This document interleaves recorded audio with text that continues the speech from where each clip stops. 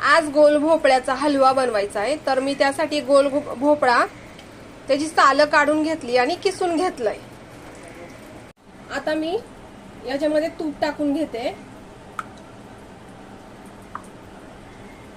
कढईमध्ये तूप घालून घेतलंय, तर त्यामध्ये मी हा किसलेला भोपळा सोडते.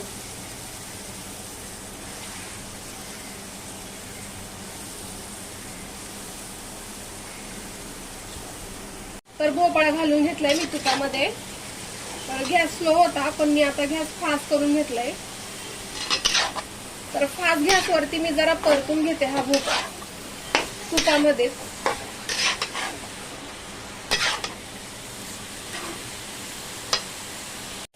तर जवळजवळ ह्याला मी 2 ते 3 मिनिटं तुपामध्ये चांगलं परतून घेतलंय हा भोपळ्याला. तर आता मी याच्यामध्ये दूध घालणार आहे. भोपळा चांगला परतून झालाय तुपामध्ये. भोपळ्यामध्ये दूध घालून घेते.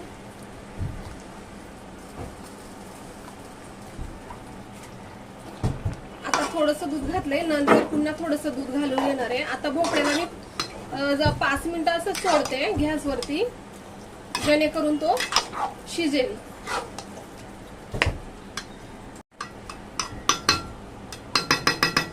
तर आता मी याच्यावरती जरा झाकण ठेवते.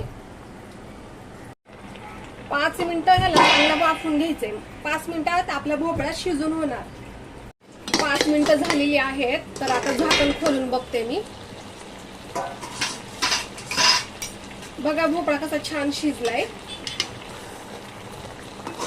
हो, मस्त शिजलाय भोपळा. तर आता यामध्ये साखर घालून घ्यायची आणि गॅस मिडियम आचेवर ठेवायचा आहे.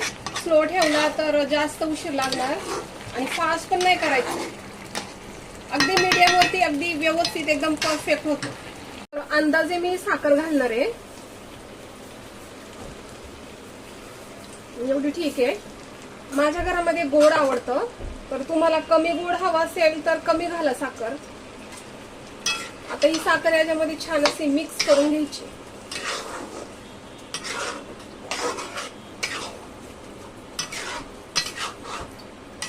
आता दूध सुद्धा घालणार आहे थोडंसं अजून मी.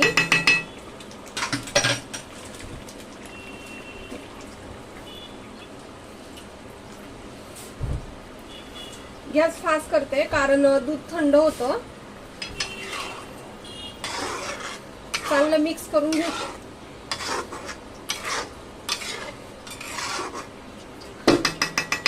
गॅस मीडियम आचेवरच करायचंय आणि झाकून ठेवायचंय. झाकून ठेवते आणि पुन्हा 2 मिनिटांनी बघायचंय त्याला. हलव्याचं झाकण जे आहे ते 5 मिनिटं मी त्याला जरा शिजून घेतलं आणि झाकण काढून घेतलंय मी आणि गॅस स्लोवर केलेला आहे. तुम्हाला जर यामध्ये खवा ऍड करायचा असेल तर तुम्ही ऍड करू शकता. तर मी आता यामध्ये वेलची पूड घालते.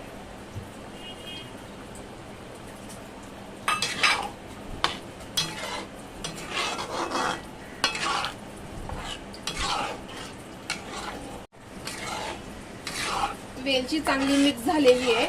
आता ह्या भोपळ्याच्या हलव्याला जरा झाकण नाही ठेवायचंय, असंच ठेवायचं ह्याला आणि थोडंसं अजून घट्ट करून घ्यायचंय. अजून जरा चांगलं घट्ट झालं की मग अजून छान लागेल. तर याला मी झाकण नाही ठेवणार, असंच ठेवणार आहे थोडा वेळ. हलवा रेडी झालेला आहे. एवढा असा पातळ आहे. आता हा हलवा थंड झाला की अजून तो घट्ट होणार आहे. त्यामुळे मी आता एवढ्यातच गॅस बंद करते.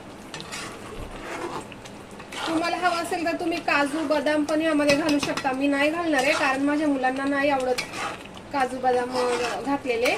तर मी असंच ठेवणार आहे. तर असा हलवा तयार झालेला आहे. तुम्ही पण बघा ट्राय करून. हे बघा हलवा आता तयार झालेला आहे. खायला घेतलाय. हलवा खूप टेस्टी झालेला आहे. खूप मस्त झालाय. तुम्ही ट्राय करून बघा एकदा. खूप छान होतो गोल भोपळ्याचा हलवा.